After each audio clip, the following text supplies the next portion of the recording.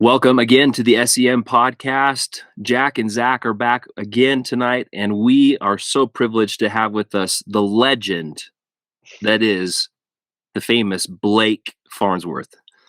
Blake, how are you, brother? I appreciate that. I'm doing really good. Thanks for being so persistent and patient with getting me on. So, Oh, you know I wasn't going to let you slip through the cracks. of course, I wouldn't expect anything less. I love it. What part of the world you calling from tonight, Blake? I'm in Cottonwood Heights, Utah. I'm in the home ward of the home area of Richard McConkey. So he used to be. This was his home ward growing up that I live in now. So That's amazing. He did mention that you were his at that point in time when we spoke to him, that you were the bishop to his parents, and that I'm sure that was a little surreal for him, but nonetheless. Well, you've listened to the podcast. We'll talk about what life was like leading up to the mission and your reaction to Scotland. Then we'll go over the mission. We'll talk about life since you've been home, and then we'll go back through the mission and reminisce. So cool. You're up, Blake. Cool.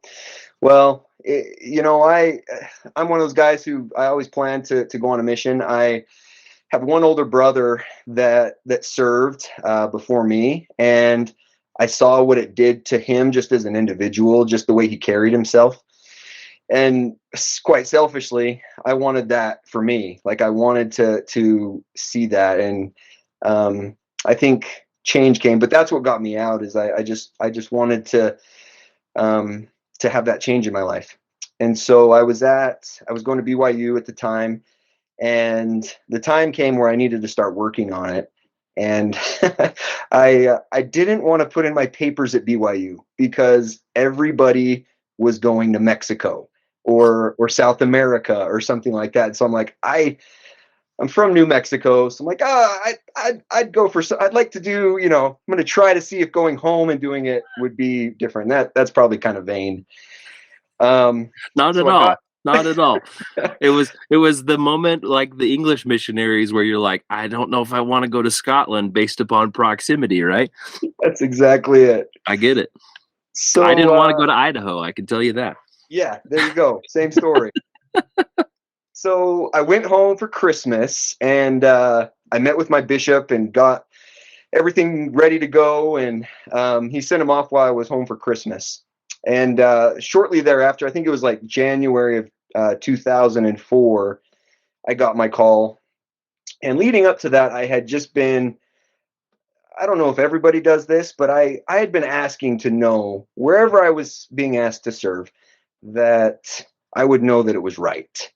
And when I opened the call, you got the goosebumps and the chills. And back then, I was just at a missionary reading his call last night, and they make you work for it now. Do you like now the call is at the very bottom?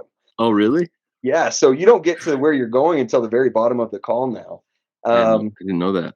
So for us, yeah, it was like the first line, and I cheated and I glanced over and I saw it, and obviously we all said it wrong. But it just came over me that is where I needed to go, and that call was from it was just confirmed to me that that's where I needed to go, and I felt really strongly about that. So I left April 27th, I think, of 2004. Like I said, I'm from New Mexico. I think most people know that. A small town named Kirtland. So we don't even have an airport where I live. So I had to drive over to Farmington. It's just a small regional airport. Man, and I was so naive. I didn't know there were weight limits on your luggage. Like, guys, I had never flown on an airplane. I was just going to ask you that. I was just going to ask if it was your first flight. Because, the closest airport was 3 hours away. So when we went places, we always just drove. So first time on an airplane, my bag, it was a disaster from the beginning. My bag was overweight. Luckily, the lady felt super sad for me, and she just let me go. She didn't even make me pay a fine or fee. And so I flew from Farmington, and I went down to Phoenix, and I saw the very dry, desolate landscape between Farmington, New Mexico, and Phoenix, and I didn't know what was in store for me when I got to Preston and then to Scotland. But then I got to Phoenix, and like I said, I'd never been on an airplane, and I had to change terminals. I didn't know what a terminal was. Oh no. So I get to Phoenix, and I'm just walking up and down where all the doors and the jetways were, and I had no idea. Luckily, I had an uncle who moved to Phoenix about a year earlier, and he knew I was coming in, and I, after a few, probably like 30 minutes of just wandering, not knowing what to do, I saw him like flagging me down, and so he got me to the right place. I didn't check my luggage all the way through, so my luggage got lost like right away. I was supposed to pick it up after that first flight from my hometown, and I totally didn't. Oh my So man. my luggage got left behind, which, whatever. But then I met up. I was able to get to the other terminal, and there was a good significant amount of missionaries in that where I was supposed to be. So at that point, I was just a sheep, and I just followed everybody else, and it was okay. Then from Phoenix, we went to Chicago, and Chicago is where I met a lot of the guys who were going to Scotland, and I sat, I can't remember if it was behind or in front of Brian Bear, and we just hit it off from the beginning. He's, man, what a stud. And we've stayed in touch to this day. I talked to him a few weeks ago, and that's been just a friendship that we've had since that moment. So that was really cool. Yeah, and so anyway, got going there. I'm totally skipping ahead. So No, you're that was fine. me leading up. No, you're doing great. So, So, take us now to April of 06 when you got yeah, home from your mission, and what yep. have you been up to since that point in time? Yeah. So when I finished, my mom and dad came over and picked me up, and so I stayed an extra week, and we toured around and went to and met all the people that that got to know over the couple of years, and it was a really cool experience. Like, it was really neat to be able to do that and show my mom and dad this place that meant so much to me. So got home and had to kind of find my feet like everybody. I worked at home for the summer and did construction with my dad. And come fall time, I went back to BYU and started doing school. And I thought that I was going to be a pharmacist. I told everybody in Scotland I was going to be a legalized drug dealer. And um, I got that first semester in school, and man, chemistry just is not my thing. And apparently, chemistry is a big deal if you want to be a pharmacist. So I was lost. I didn't know what I was going to do. So I took a couple of classes and ended up going through the business management program and graduated in 2010 from BYU. It was cool though. Through that whole thing, I I was able to drop in on President Vreen's every once in a while. I went up to Salt Lake. I just needed to get out of Provo for a little while, and I dropped in on him, and he would always make time for me. It didn't matter.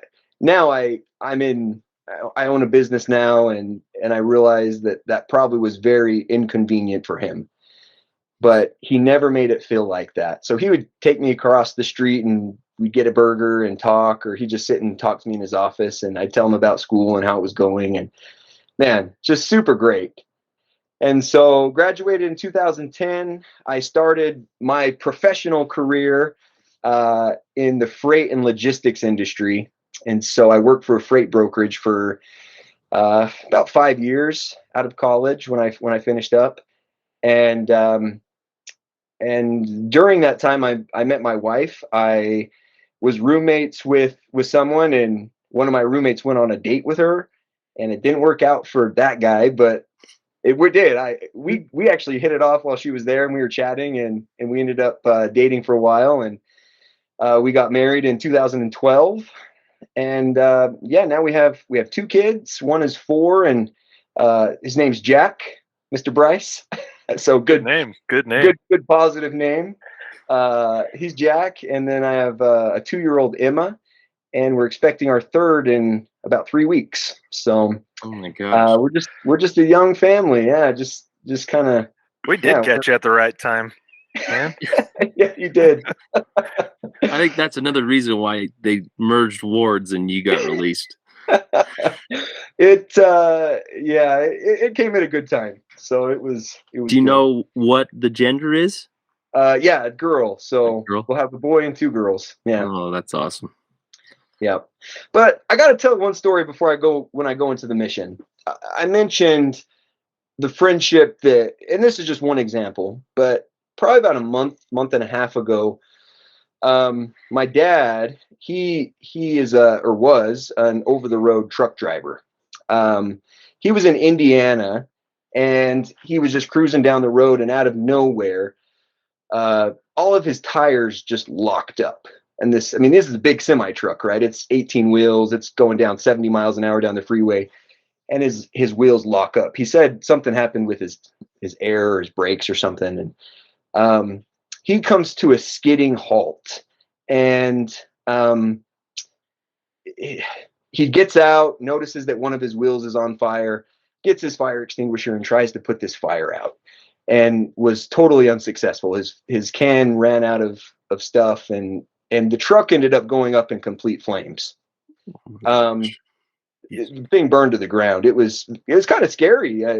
My mom and my brother called me right afterwards, and it was scary. And through all of this, I was like, where did this happen?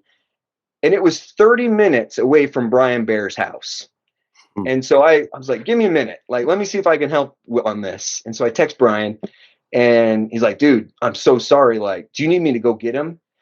And it was just so amazing that this relationship that we had gained 20 years ago, I could text him at a drop of a hat and say, hey man, my dad's in a tight spot right now. Is there anything you can do? He was willing to take him a toothbrush and toothpaste and come let him sleep in his basement for the night and get him to the airport the next day. It's just the feeling for what we all went through, whether whether the gospel is a part of our life or not anymore. I'm just so grateful. And I said to Brian, I said, man, I hope that if anything ever were to happen to you or your family, that you'd feel comfortable calling me.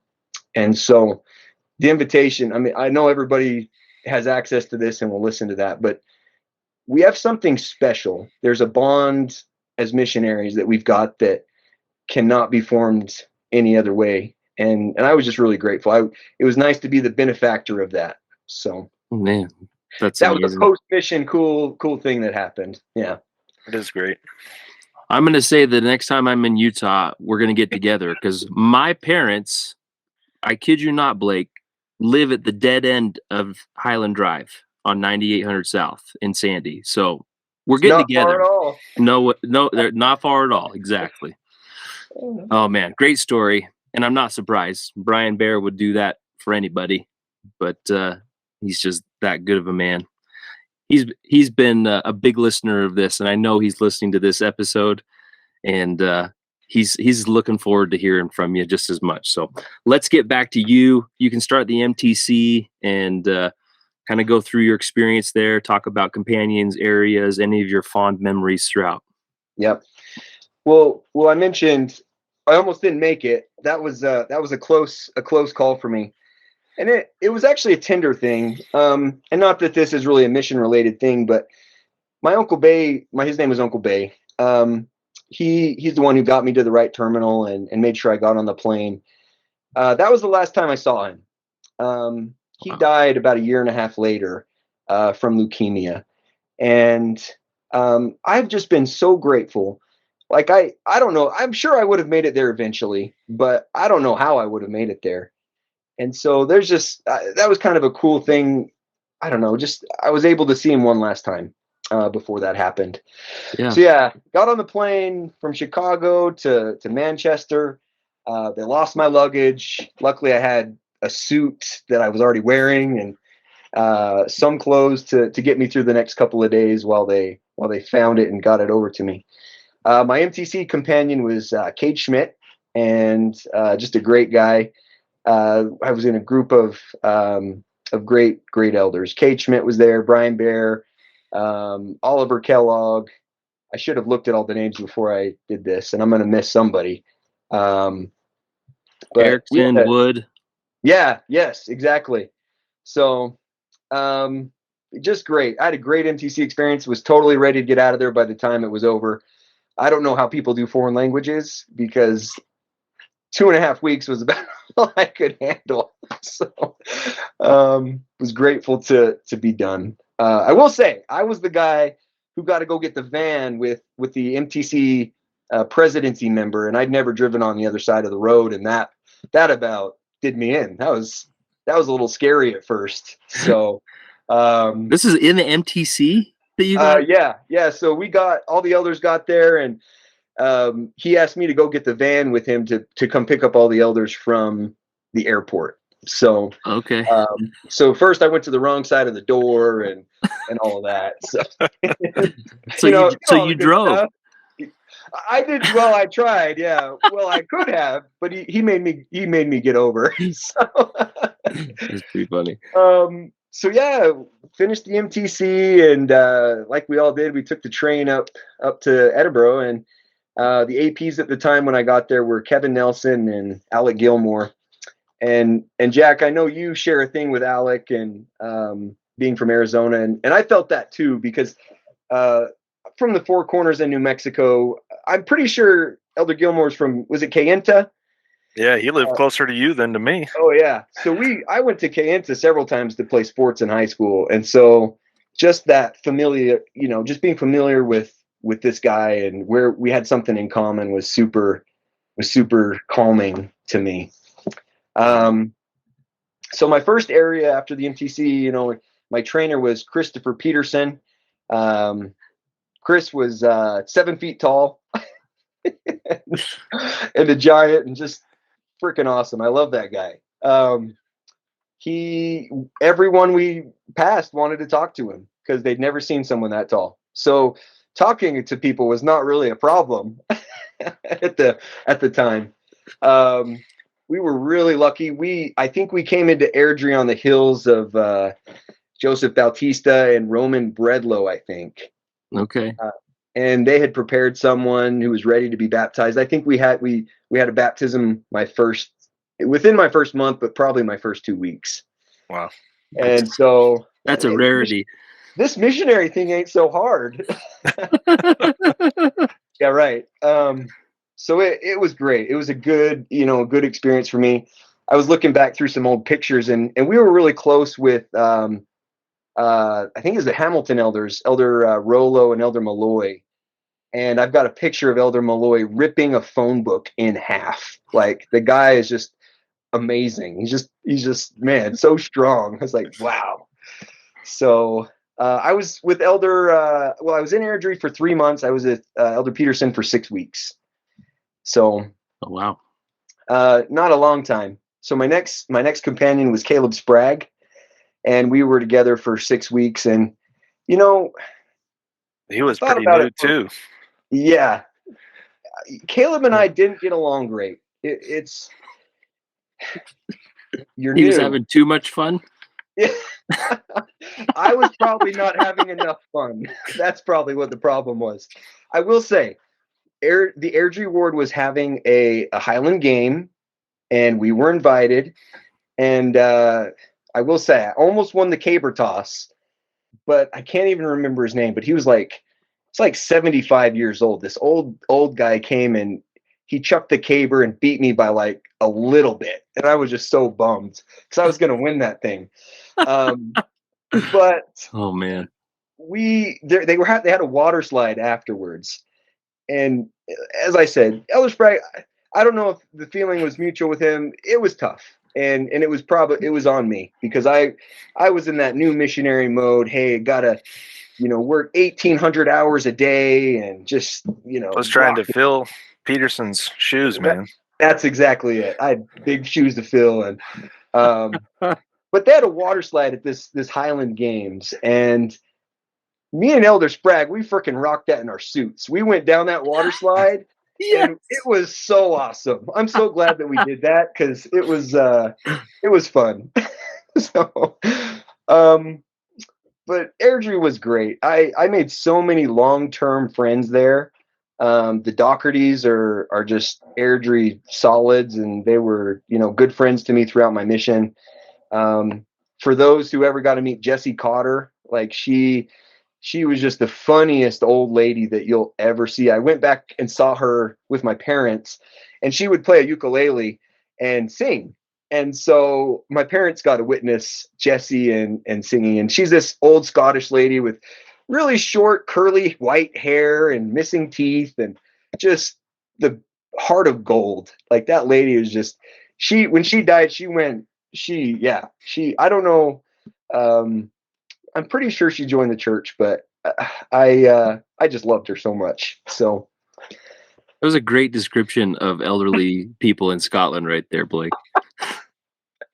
oh man, and she'd always be like, "Would you want a biscuit? You want a biscuit?" And like every time we went over, she's like, "Here, have all my food." And at the time, she was not a member, but she was so friendly and just the epitome of someone who I hope I can be later in life. So love it. So from Airdrie, I went to Dundee, the Bingham Terrace ward. I was there for 3 months with Zach Brown, and I loved it. Absolutely loved Zach Brown. He taught me that it's okay to have fun, and that it is okay to work hard, but also to play hard. And we did both of those things. He introduced me to fudgy donuts, which my wife and I went back to Scotland in 2016, and I said, I don't care what we do, but we are getting a fudgy donut.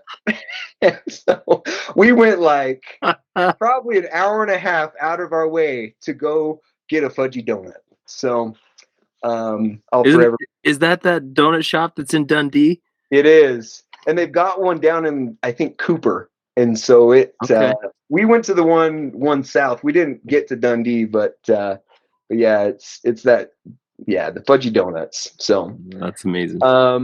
We had so much fun there. I remember we'd play football on the beach at St. Andrews, and I had no idea what St. Andrews even was. But now I have such an appreciation for, that and the opportunity we had to go and do that. But yeah, Dundee, great place. It's cool to see, on Facebook and other places on social media. I know Rory Grant was the bishop there for a little while and is living there, and just, man, so cool to see that people are still there that I know. So as we're speaking right now, we talked to Rory this afternoon. Oh, sweet. So we got to connect with him, and you'll hear his episode before yours. Yeah. Cool. Sweet. Well, that's awesome. It's good to see. So from Dundee, I went way south. I went down to Dumfries and was just on the border I was only there for 6 weeks with Craig Stratton, and we worked really hard together. We whitewashed in, and it was kind of it was just, whitewashing's hard. So we did a lot of work. We did a lot of chapping. We did a lot of GQing.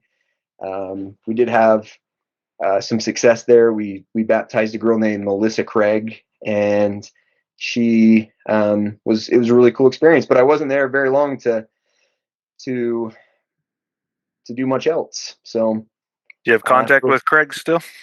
I haven't. No, I haven't talked to him for a long time. It's my MTC companion. I haven't been able to reach him either. So okay, cool. It's on the list. I haven't seen him, so hopefully, good luck. Yeah, I'd love to hear from him and see how he's doing. Where's Craig from originally? He's from Reno, Reno, Nevada. Yep. We'll track him down. Okay. Yeah, you guys are great. You not only are you podcasters, you're like private detectives and investigators. You're not supposed to say that on the podcast, Blake. Yeah, so everybody else needs to watch out. The best moment is when you call someone out of the blue and they answer and say, "Who is this?" And then you get to say, "Oh, I knew you at a different time in life." Yeah. We recently tracked down Cade Schmidt, so we're international now. Cool. Yeah, man. Watch out. You're not safe. No way. Not at all. Oh man, that's fun. So from Dumfries, I went up to the outskirts of Edinburgh and was in Dalkeith was only there for 6 weeks, but I was there with Trevin Hout. And Trevin Hout and I, he's another one. Man, we're soul brothers. Like he just spoke my language. He was pretty new in the mission. We were together over Christmas, and so that was both of our first Christmases away from home. And man, I just had a great time with him. He and I, there was a broken bed, or a bed that wasn't put together, and we thought, hey, we can do something with this. So we decided to like make art, and we painted on it, and we made things that say the wetter the better and stuff like that. I don't know. So we painted this bed, and so I don't know whatever came of it, but Trevin and I were actually roommates after our mission. We got together. He came to BYU, and we were roommates, and I stayed pretty close with him and his family until they moved. I think they're back on the East Coast right now. So, Cool. Yeah, 6 weeks. We were able to baptize Joyce Morris there, and Joyce is a longtime friend of mine. So yeah, it was another great area there in Dalkeith. But just short. I had a couple of short stints in a few places. So then I moved on to Perth and was with Brian Barber there in Perth, and was there for 4.5 months with him. And I trained Brian, and I was gonna say I knew you trained him. I was like, but I couldn't remember. Yeah. So I was his trainer, and we're still, like I said, we're still pretty good friends, and we stay in touch.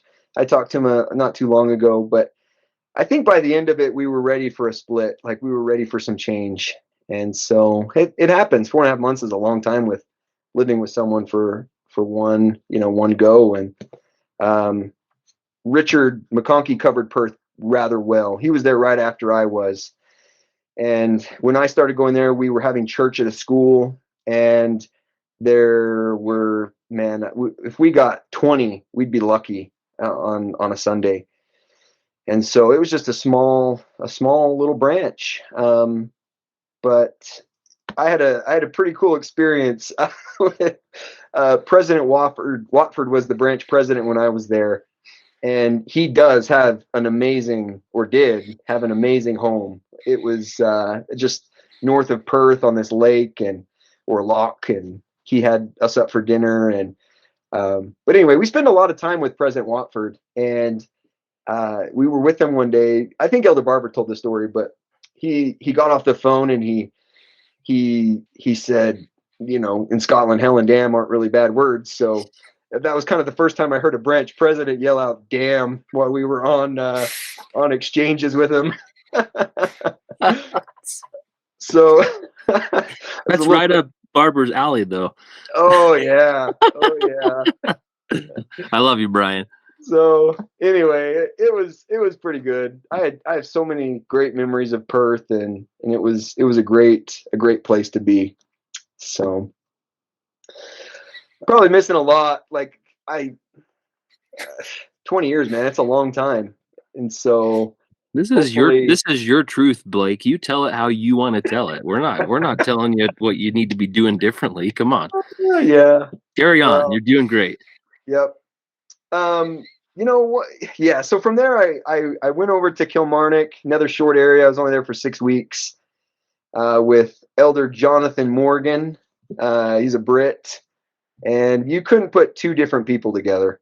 Like we were so different from each other, but we got along really good. Like at least that was my perspective. I felt like we got along really well, and we worked hard and did the things that we needed to do. And he was great and had a great experience there. There's a lot of good families there in Kilmarnock. So, so from Kilmarnock, I went over to Glasgow and was a zone leader in Glasgow.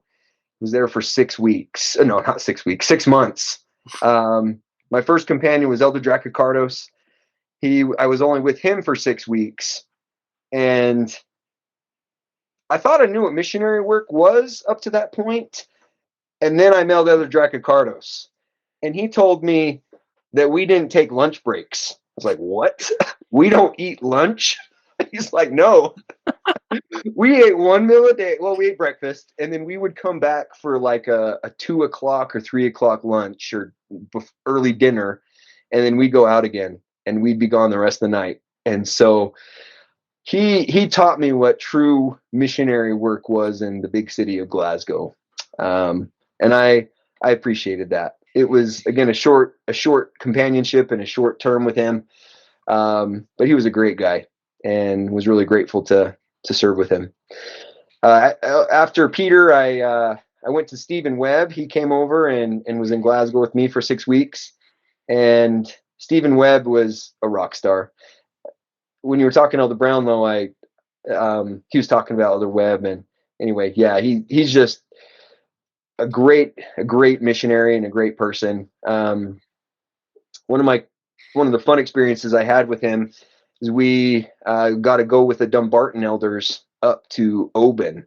And if you've never been to Oban, like, that place is pretty incredible. They have a branch up there, and so they were teaching someone up in Oban that we needed to that we wanted to go up and meet, because she was getting close to, I think, being baptized. And so we went up to Oban, and that was just, wow, eye-opening. And you gotta, man, coming from New Mexico, I don't know if anybody's been to New Mexico.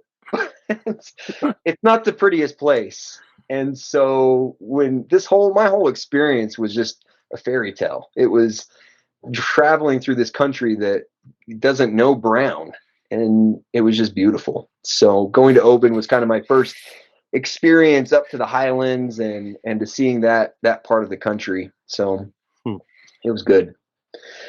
We also taught David McWilliams. He was learning about the church when we were there, and a lot of other missionaries had taught him, Elder Rollo, Elder Bradley, Dracocardos, Webb, and me, and there may be others who knew him, but he was just one of those guys that was taking his time learning about the church. His wife was a member, and his whole extended family were members, and he ended up getting baptized, and Peter was done with his mission by then, but he came back and was at the baptism, and that was a really cool experience. David actually, he contacted me a few years ago and was going to be in Utah, and we got to meet up. And it's funny. He said, "Now, if you're wondering, I'm still active. It's okay." And so he moved from Scotland to Australia, and was just kind of traveling the world. So it was cool to see him after many years. So. So that was my time in Glasgow with Stephen Webb. Then I got Brian Bear as my companion in Glasgow for 3 months. And man, talk about cool. Like, it was cool to be with an old friend, and to be just doing what we loved, and to being missionaries, and to work hard, and to try our very best to, do what Heavenly Father wanted us to do. And I heard there was an alleged story of cutting Christmas trees down with a bread knife. And no. I can't confirm or deny if that actually happened or not. Just tell us the story, Blake. Come on.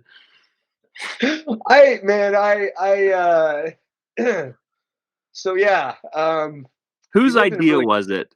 It was probably mine. Yeah, totally.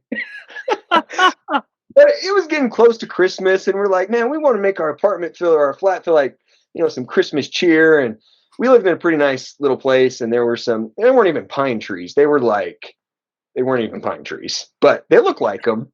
So one dark night, we went out and we said, let's top this tree.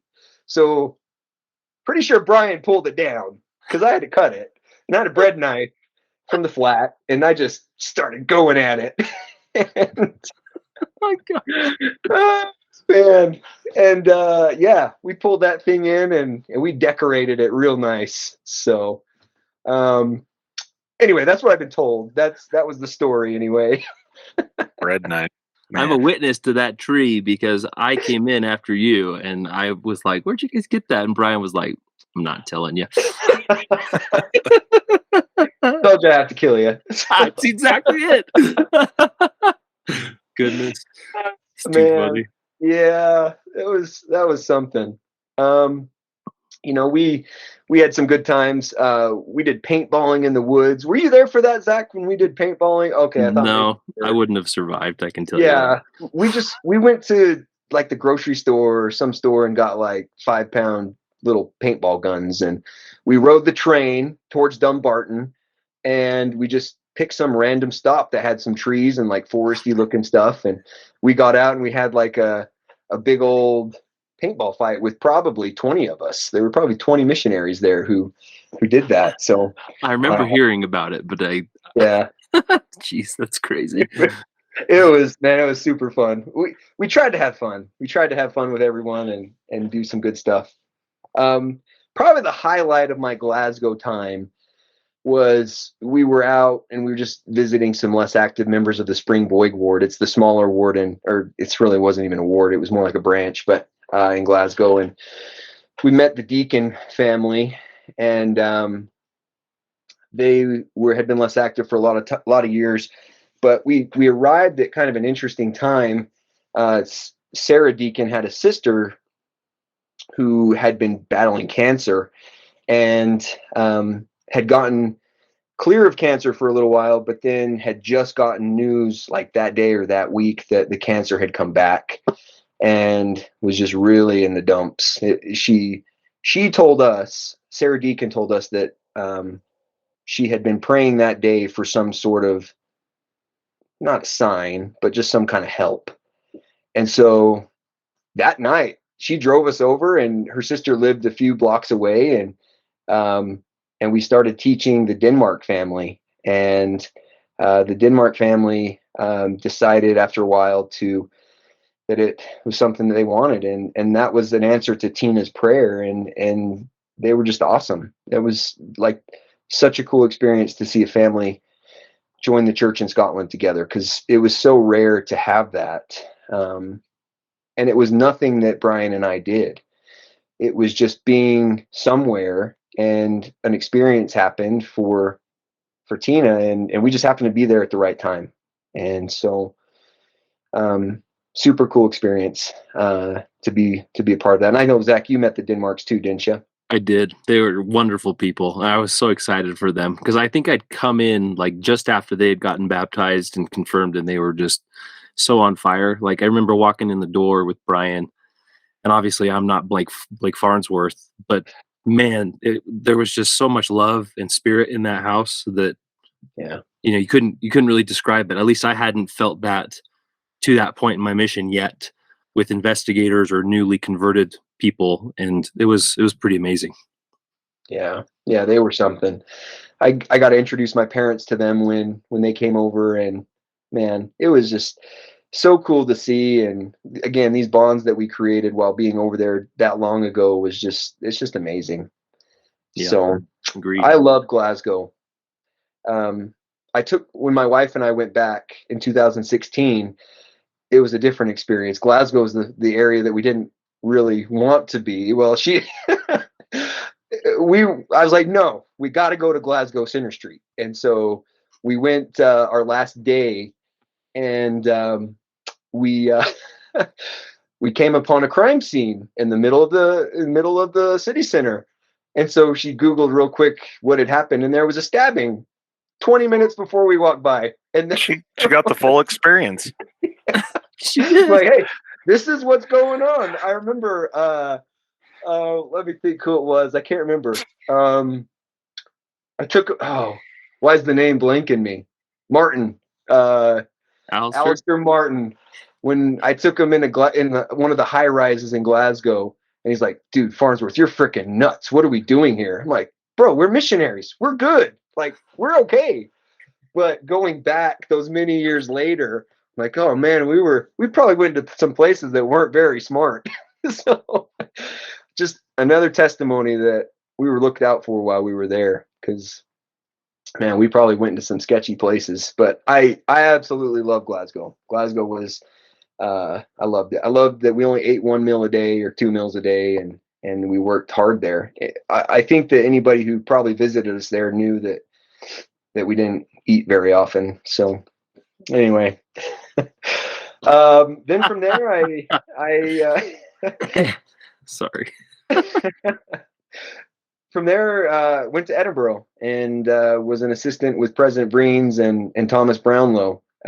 So I was with Tom for 3 months, and the car accident story has been told, and I can confirm all of that. That was nuts when we were going to dinner. I think it was a dinner appointment on a Sunday night, because really Tom and I weren't ever in Edinburgh very much. We were always gone. And so really we were there on Sundays.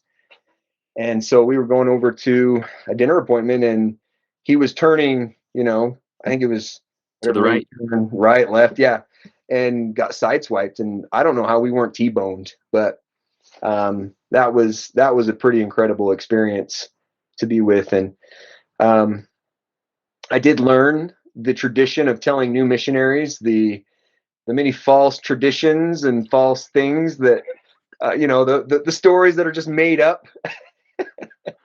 And over here is where they filmed Harry Potter, and over here is where they did this. It was just, you try to come up with as much of a crazy story as you can for these new missionaries, and hopefully they forgave us for that. But hey, if you listen to Travis Trottier's episode that came out as we're speaking on Friday last, he just raved about how you were a legend to him at that point in the mission, despite whatever your shortcomings may have been, telling him falsehoods in regards to what was happening in Edinburgh. Man, we did. It was bad. Oh, and over here's where we're going to be building the temple when that happens.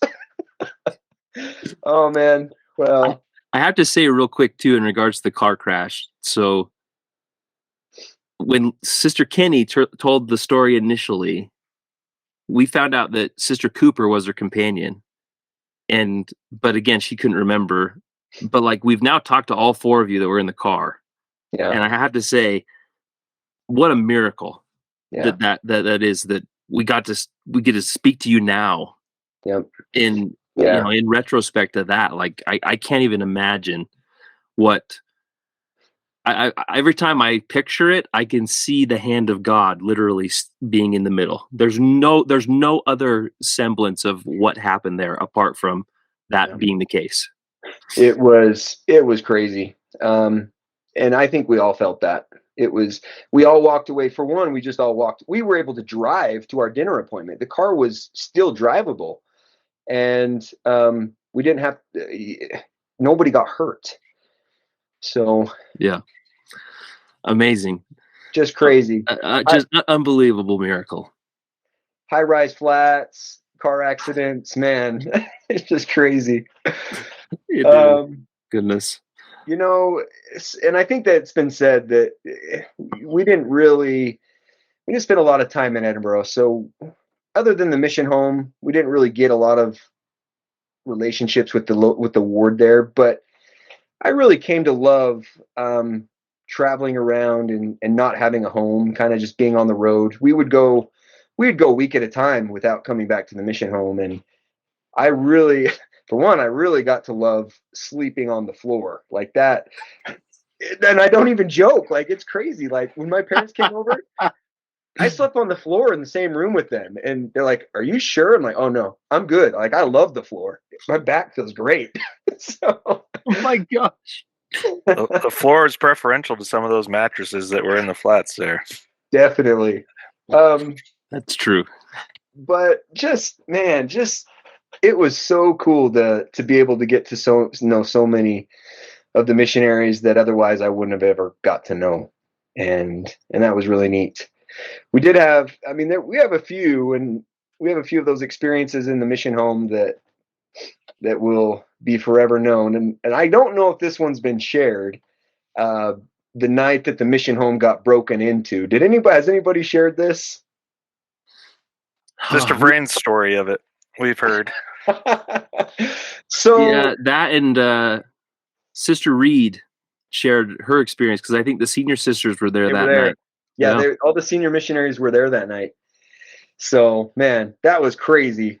We were asleep, and I'm pretty sure it was with Elder Brownlow that we were there, and President comes, shakes him and I awake, and like, elders, the someone broke in, and we get up and we look out the window. You know that window, not in the mission home, but in the where we lived. Sister Vreens is chasing the lady, or chasing whoever broke in, out the front gates of the mission home. Like full on sprint, and Oh my just gosh. wow, this lady is fearless.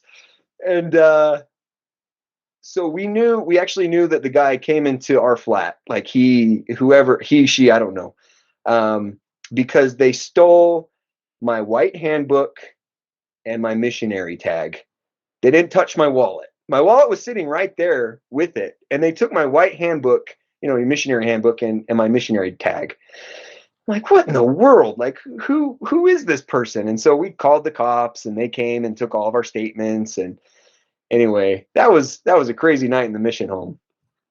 That was nuts. Sister Reed said it was a true miracle that you and Tom slept through it. Yeah, Because can you imagine? He broke the window. He broke a window to get in. I'm pretty sure.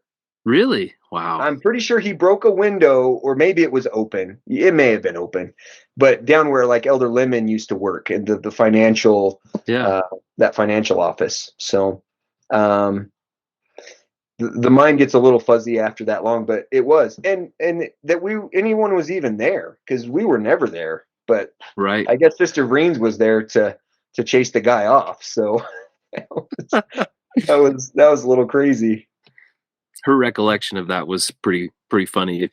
I'm sure you've watched it, but my goodness, like thinking about them cornering this person in the kitchen, and the person ran through Sister Vreens. It was too funny.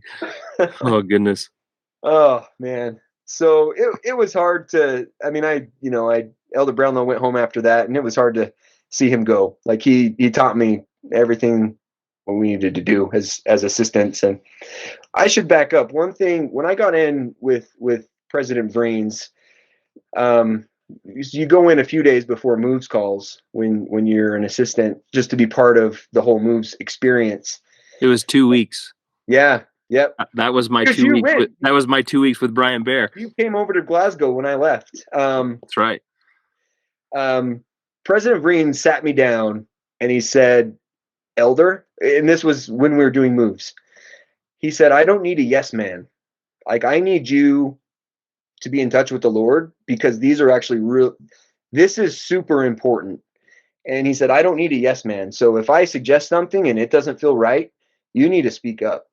And I appreciated that, because most of my life, in high school especially, I was a pleaser. I wanted to be liked by everybody. I wanted to just I didn't want to cause waves or rifts or anything like that. I just wanted it to be a very peaceful situation wherever I was. And so I appreciated what I was able to learn working with President Vreens and the moves experience, because those were each of us. And think about how many episodes you guys have talked to us about, and how important a certain companion was for somebody at some time. And so I have a true testimony that those moves calls were inspired, and we tried our very best to do what needed to be done, and just be instruments to put companionships together so that they could do what they needed to do and where they needed to be. So that was a cool experience that I had with President Vreens, and being in the office with him. So after Elder Brownlow, my last companion for 6 weeks was Douglas Pullen, and man, I had a great time with Doug. Like he liked to drive fast. That little silver bullet car, he liked to go real fast in that car. But it was so good to be with him, and man, it was my last 6 weeks, and I tried to stay focused, and you know how it goes. You have other things on your mind, but we tried to work real hard and to be good at what, just working. So, and then after Elder Pullen, President Vreens said, hey, Elder DePold, I think, replaced me as an assistant, and we were I had a few extra days where they didn't need me in the mission home. And so the president said, where do you want to go? What do you want to do? And so I said, I was able, he let me go up to Dundee for my last few days. I think I was there for 2 or 3 days, maybe 2. And I was with Elder Hout and Elder Fish for my last few days. And man, those two, like, couldn't have asked for a better last 2 days. Like, we had this challenge. My very last day, we were going to go GQ in Dundee for the whole day, and our goal was to give away a box of Books of Mormon, however you want to say it.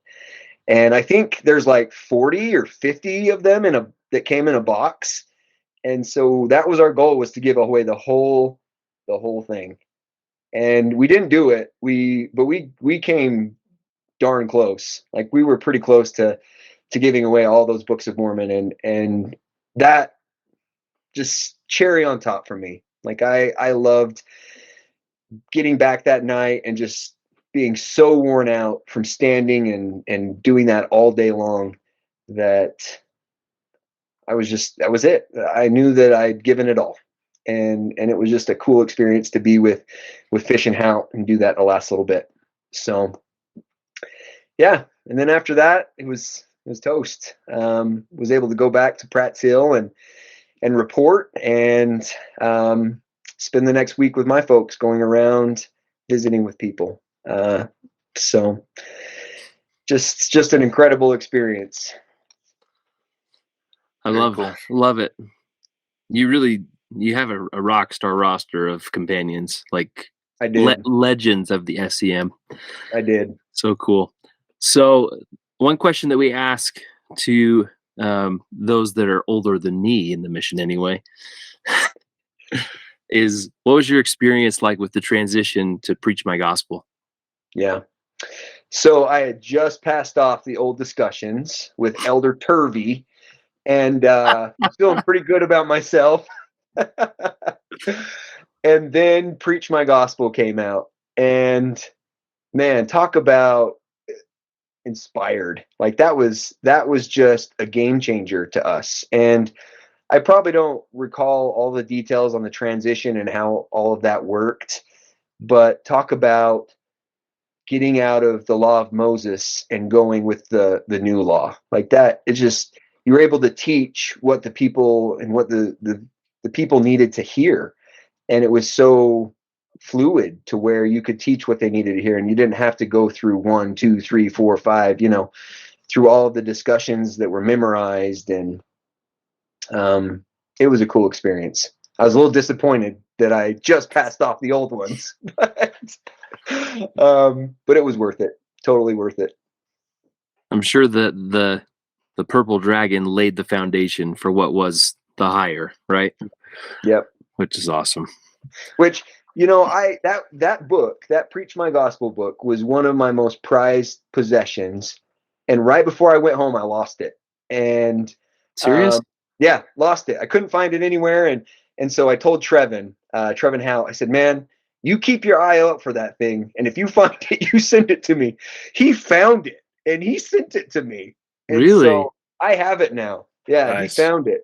But I left Scotland without my Preach My Gospel. I had so many notes and highlights and quotes and just things that I learned. And that was another tender mercy that I had when I was out, that he found it. So did he tell you where he found it? I don't even remember. I'm sure it was in some flat somewhere that I probably left it behind when I, maybe it was at his place when I was up seeing him. I don't even remember. Yeah. But yeah, he found it. It was super amazing. Cool. What a miracle. Wow. Well, you've already shared a little bit, but tell us about your favorite memories of President and Sister Vreens. Yeah. Man, the Yes Man, that was pretty cool. I love that.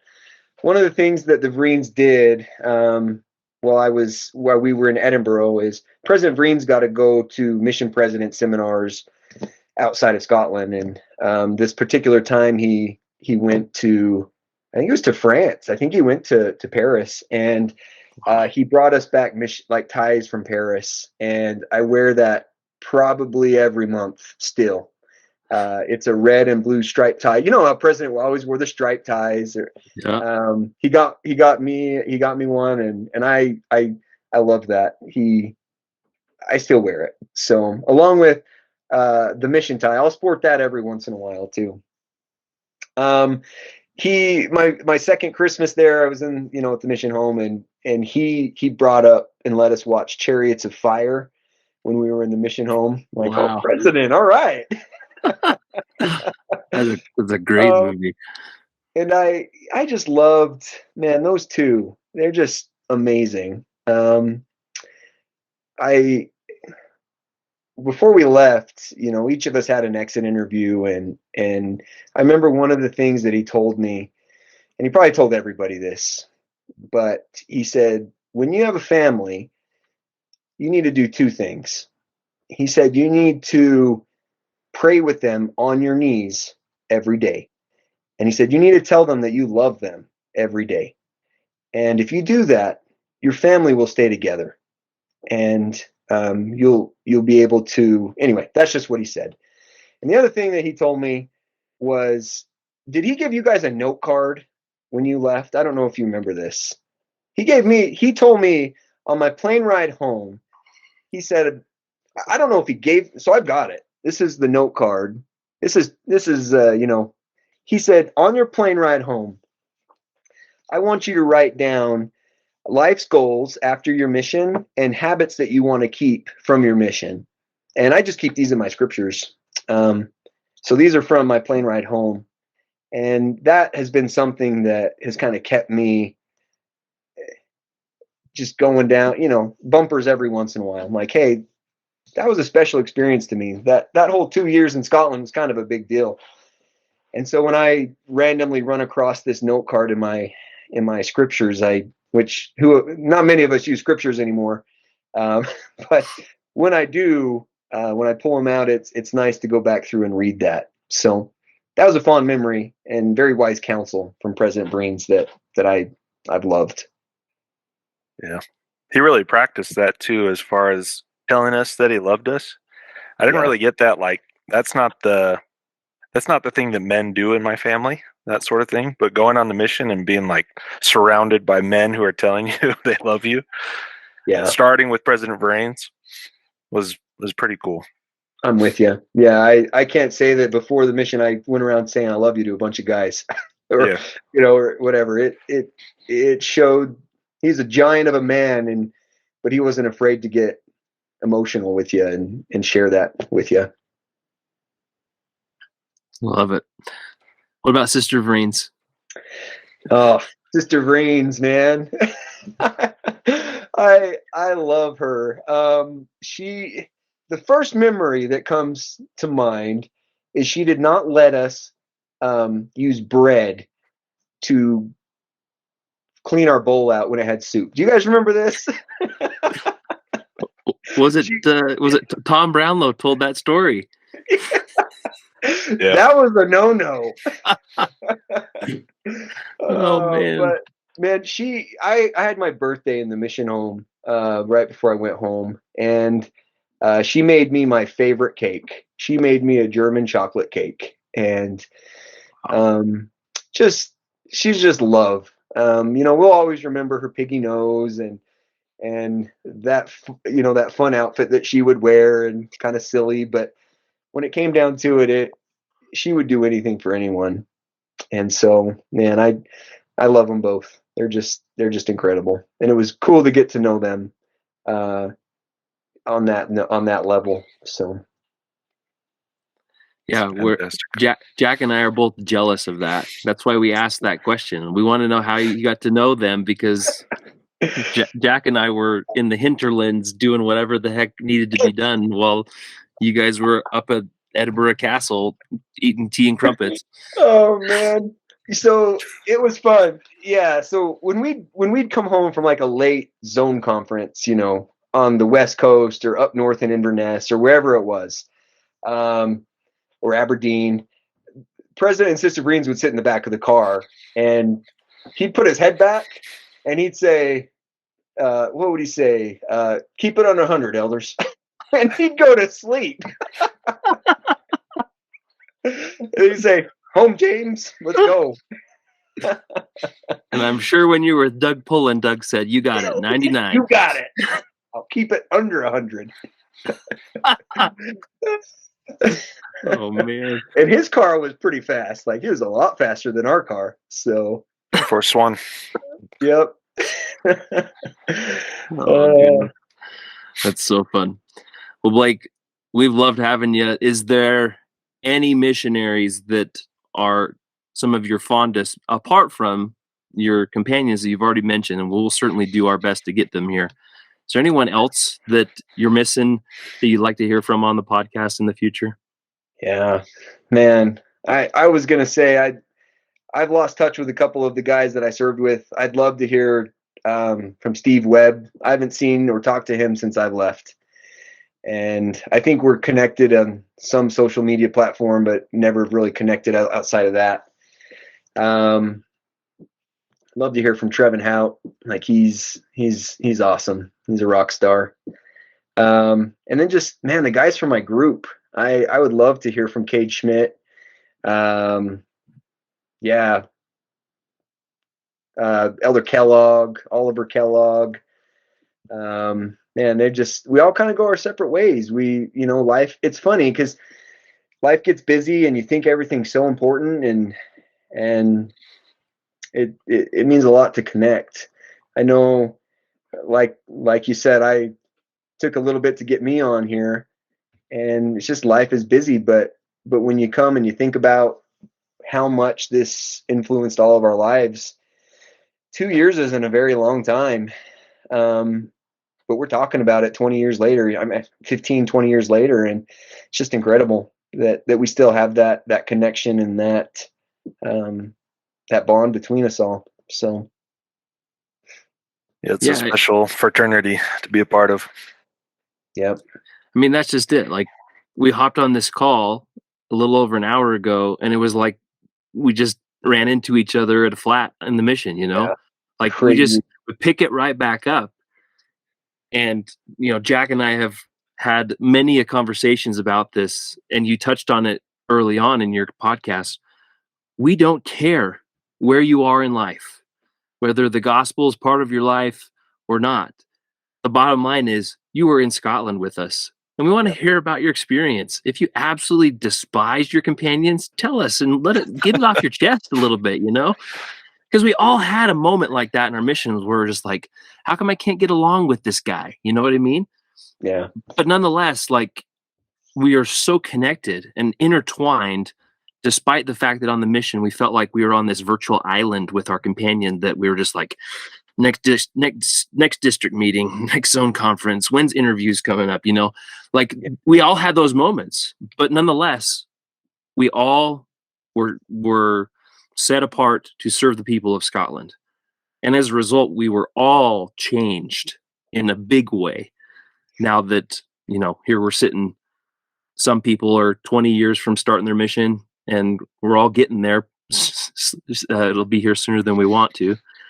But, it's just amazing. Like, and we're grateful that this is happening now as opposed to when we don't remember all this stuff.